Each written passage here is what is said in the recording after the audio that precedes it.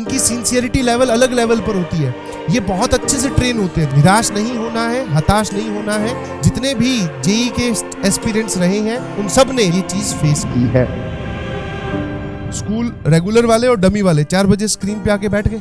अब आप पढ़ाई कर रहे हो। उसके बाद में जो रेगुलर हैं उनके बेचारे शरीर में थकान ज्यादा है, क्योंकि वो सुबह 6 घंटे बेंचेस पे बैठ के आए हैं और फिर वो अब 4 घंटे 5 घंटे स्क्रीन के आगे बैठे हैं। इनके पास एक प्रिविलेज ये है कि उनके पास में मॉर्निंग टाइम और शरीर में थकान कम और मॉर्निंग टाइम ज्यादा होगा प्रैक्टिस के लिए। बट आप लोगों को यही टाइम इतनी इनके पैरेलल टाइम, सर इनको हर वीक रोज करीबन सुबह के 5 या 6 घंटे मिल रहे हैं, तो आपको करीबन अप्रोक्सीमेटली इनके पैरेलल टाइम निकालना पड़ेगा। सर ये टाइम हम कहां से निकालें? हॉलीडेज से, संडेज से, बिकॉज आप ये जानते हैं कि रंग बिरंगी छुट्टियां बहुत होती हैं।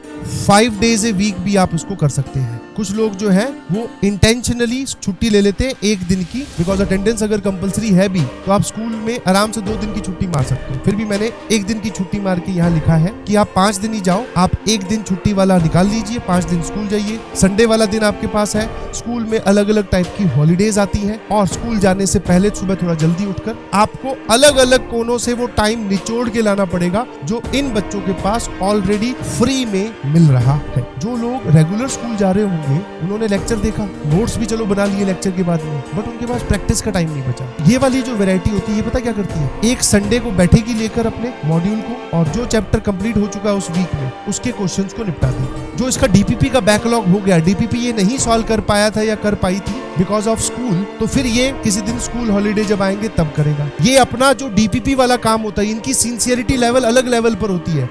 ये बहुत अच्छे से ट्रेन होते हैं, ध्यान रखना, बिकॉज इनमें थोड़ा लेथार्जिक आ जाता है कि हाँ यार सुबह फ्री तो है, हो सकता है 10-10 11-11 बजे उठ रहे हैं। तो इनमें क्या है, टाइम एक्सट्रैक्टिंग पॉलिसी बहुत अच्छे से एप्लीकेबल होते हैं। तो ये क्या करते हैं, कई बार अपनी डीपीपी को स्कूल में भी ले जाते हैं। वहां बैठ के पता चला कोई फ्री पीरियड है या फिर ऐसा एक पीरियड है जिसमें हमारा इंटरेस्ट नहीं है, पीछे बैठ के डीपीपी सॉल्व कर ले। ऐसा काम अलग अलग पॉइंट से आपको टाइम एक्सट्रैक्ट करना पड़ेगा जी, और इनके लिए ये मॉर्निंग टाइम अवेलेबल ही है। स्कूल वाले टीचर्स के पास में एक प्रिविलेज होता है कि वो जितने बच्चों 40 या 50 बच्चों को पढ़ा रहा होता है उनको पेपर भी खुद ही डिजाइन करना है, पेपर भी खुद ही बनाना है। जैसे स्कूल में आपको प्लानर नहीं मिलता, बस हाँ ये बता देते हैं हाफ ईयरली कब होंगे, फाइनल कब होंगे, एनुअल स्पोर्ट्स डे कब है और एनुअल फंक्शन कब है, बस। बट ये कभी नहीं बताते कि इस संडे को कौन सा टेस्ट होगा और ये क्या होगा। स्कूल्स में टॉपिक्स को ऊपर से टच किया जाता है, या फिर आप बोल सकते हो कि वो इतने डेप्थ में नहीं जाते क्योंकि उनको सिर्फ स्कूल का कवर करना है। बेसिक मैथमेटिक्स नाम का चैप्टर कोई एनसीईआरटी में है ही नहीं, तो स्कूल वाले टीचर्स आपको पढ़ाएंगे ही नहीं। तुम ढूंढते फिरोगे कि सर आप क्या पढ़ा रहे हो स्कूल में, तो कुछ मेरे तो क्वाड्रेटिक इक्वेशन चल रहा है, कोई बोलेगा सर कॉम्प्लेक्स नंबर चल रहा है, कोई बोलेगा सर हमारे तो वहां पे ट्रिग्नोमेट्री चल रही है। निराश नहीं होना है, हताश नहीं होना है।